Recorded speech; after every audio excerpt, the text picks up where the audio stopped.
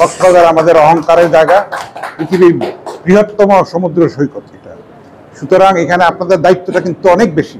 এটার অবকাঠামোগত সুযোগ সুবিধা, মানুষের সমস্যা, সংকট, চ্যালেঞ্জেস এবং এটাকে কীভাবে অ্যাড্রেস করতে হবে সেটা আপনাদেরকে জাতীয় পর্যায়ে তুলে ধরার দায়িত্বটা আপনাদের। এবং আপনারা জানেন যে গত 5ই আগস্টের যে ফ্যাসিস্টের পতন হয় সর্বপ্লাবী একটা ছাত্র গণ অভ্যুত্থানের মধ্য দিয়ে, যেখানে সাংবাদিকদের রক্ত মিশ্রিত হয়েছে, সেইটার পরবর্তী পর্যায়ে আমাদেরকে জাতীয় প্রেস ক্লাবে আমরা অনেকেই নির্বাচিত 2-1 ছাড়া আমাদেরকে দায়িত্ব নিতে হয় প্রেস ক্লাবকে রক্ষার জন্য। তো সেটা আমরা এগিয়ে নিয়ে যাচ্ছি। আশা করি যে জুলাইয়ের চেতনা আমাদের কার্যক্রমে প্রতিফলিত হবে। সামনে নির্বাচন আছে, সেটা নিয়ে ষড়যন্ত্র আছে, দেশের মধ্যে আছে, দেশের বাইরে আছে, নানান শর্ত দেওয়া হচ্ছে, নানান বেড়াজাল তৈরি করা হচ্ছে।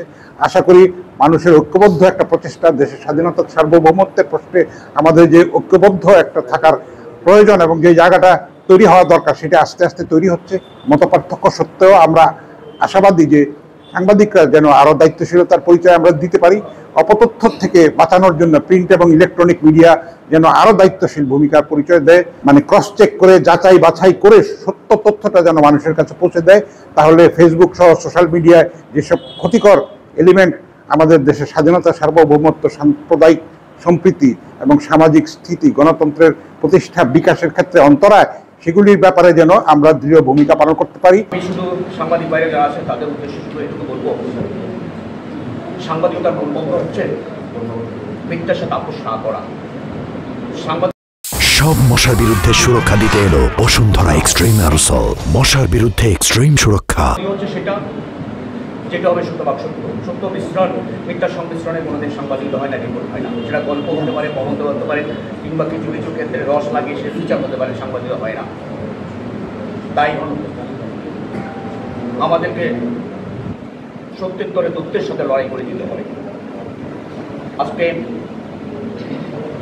কোন সাংবাদিকতা, অপসাংবাদিকতা, তথ্য সন্ত্রাস সাংবাদিকতার মর্যাদাকে ম্লান করে দিচ্ছে। এই জায়গায় আমরা যেন একটা আমাদের কত অবস্থা আমরা তৈরি করতে পারি। গত 17 বছর ধরে বাংলাদেশে কোনো সাংবাদিকতা ছিল না। বাংলাদেশে সাংবাদিকতার নামে ছিল ফ্যাসিস্টের স্তুতি গাওয়া ছাড়া কিছু ছিল না। আজকে আমরা মনে করি একটা সুন্দর সময় এসেছে, আমরা সত্যটাকে তুলে ধরবো, আমরা আমাদের হিতগৌরবটাকে ফিরিয়ে আনবো।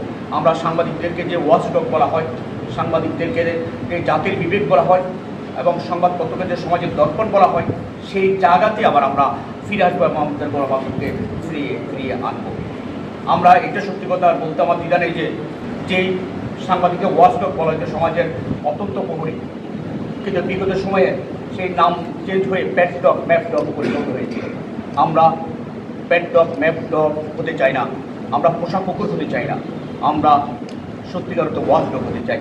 সেটাই হবে আমি মনে করি আজকের দিনে আমাদের প্রত্যাশা, এবং সেটা পূরণ করতে পারলে আমরা আমাদের হিতগৌরব ফিরিয়ে আনতে পারবো।